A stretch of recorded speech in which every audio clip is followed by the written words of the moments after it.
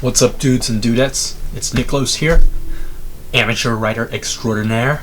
Ever since I was little, writing has always been one of my favorite hobbies. As I grew older, though, I found myself not having that much time to write. But then again, I was pretty bad at time management because I spent most of my time on YouTube instead of doing something productive. And now I'm the one making YouTube videos for others to be unproductive watching. Writing has always been one of my favorite hobbies, and I picked up quite a bit of hobbies over time. I enjoy singing, although I'm not too good at it. Let's get down to business to defeat the Huns. After I made that High School Musical video, I learned that I really enjoy dancing as well. And like I said, there's writing, there's video games,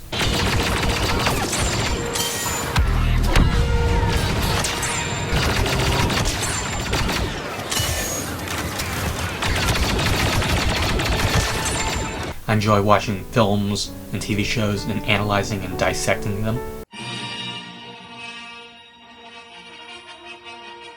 Now you have this. I also make YouTube videos now.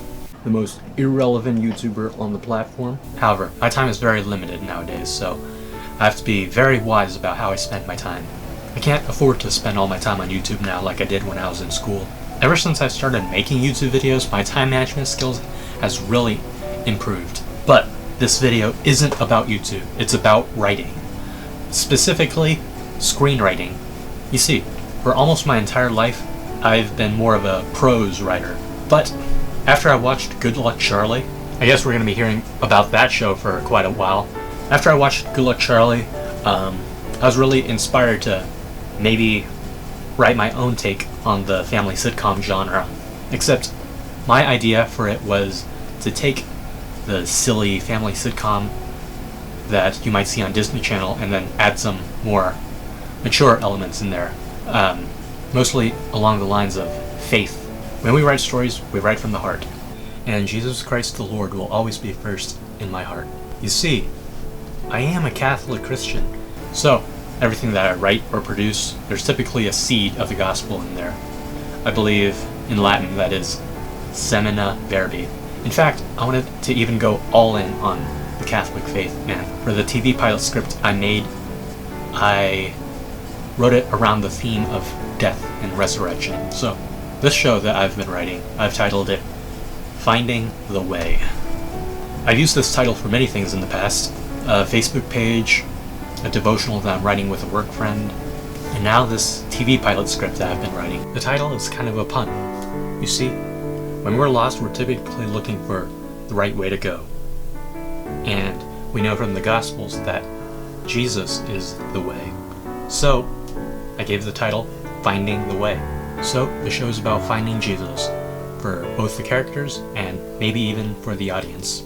It's about a Vietnamese American family. I'd say they're on the lower income side. It's part silly, goofy, corny, all that sort of stuff that you love with Disney Channel sitcoms. But, like I mentioned, there are also more mature aspects. Okay, so now let's meet the characters. First you have Matthew Lee, who's... Do you mind? First you have Matthew Lee, who is the father of the children and husband of Therese Lee. I gave him that name because every time that I write, especially something that is more spiritual in nature, I am inspired by the evangelists. On top of that, in the show The Chosen, Matthew the Evangelist is given sort of an analytical personality, and I thought that really suited the character in Finding the Way. Next we have Therese Lee, who is the mother of the children and wife of Matthew Lee. I gave her this name because I was inspired by Saint Therese of Lisieux's humility and her quotes regarding love. And I wanted to incorporate that into this character's personality. Now, with the children, Gabriel Lee is the oldest of all of them. He is 19 and he currently lives on his own. More details about that later. He's a very religious person, very devout, and he tries his best to exercise virtue. I gave him this name because I pictured myself in the scene, and I imagined the parents finding out the news that they were going to have a son, and they were so excited. So I paralleled this with Mary, who was also filled with joy when she learned she was going to have a son, who also happened to be the Son of God. When Matthew and Therese found out that they were going to have a son, this was good news for them, so they named the child after Saint Gabriel, the archangel, inspired by the good news that he brought to Mary. Next you have Mary Lee, who is the second oldest and the only daughter in the family. And for Mary, the source of inspiration for this character was the Blessed Mother. I mean, what's not to love about her? She's ever faithful to God, she's humble, she protects and guides us. She's a great role model, not just for Catholic women, but for all Catholics. Then you have Francis Lee, who is pretty precocious and quick-witted. He's the youngest of the group, and I gave him the name because I just think St. Francis of Assisi is a pretty cool saint. And there you have it. Those are all the main characters of this show. The show that may or may never be produced. But I had fun writing it. Okay, next. Gabriel Lee doesn't live with his family. He wanted to get out there and pursue the American dream. He lives with his childhood friend, Thomas Hollingsworth. The two share an apartment, they split the rent, and they share a few laughs throughout the TV pilot. Revolving around Gabriel Lee are the more mature aspects of the show that I wanted to write. Throughout the course of the pilot, Gabriel deals with death anxiety, and to combat it, he relies on his faith, which kind of mirrors my own experience in life. On the other side of things, with the rest of the family, they have some goofy antics. I wouldn't say it's too over the top, but you can certainly see how I was inspired by Disney Channel while I was writing it. In the original draft of the pilot, Francis and Mary go to the mall. They reminisce a little, I suppose. They have a bit of fun at the arcade, then they stay out past curfew, and then they go see a movie. The next day, they find themselves really tired, and they face the consequences of staying out late when their father makes them mow the yard or something. Yeah, I know, I'm very knowledgeable about my own script. This video is also unscripted, just like my last video. In the meantime, Gabriel is at adoration, and he offers his suffering to the Eucharist. Afterwards, he goes to visit his family, and they share a meal together. After that, Gabriel leaves, and that is the end of that episode. I have been told that it does need a bit of refining, but what do you expect? It's my first TV script. This isn't going to be produced or anything, although I'd love to have it produced. It was just something I wrote for this TV pilot screenwriting contest that I entered. I'm currently working on a different draft of this TV pilot, but that's the story as I have it so far. And this is something important to me, so it'd be great to have a good depiction of the Catholic faith on TV. Almost all the movies and shows that I know of about Christianity, they aren't too well received. So I just wanted a show that depicts the faith well, and is great. It is arguable if this script has gotten the genre there, but hey, I'm trying. And now I'm going to be reading a scene from my script. Act 1. Interior. Spring Blossoms Apartments. Apartment 305. Morning. The apartment is dimly lit by the light on the TV.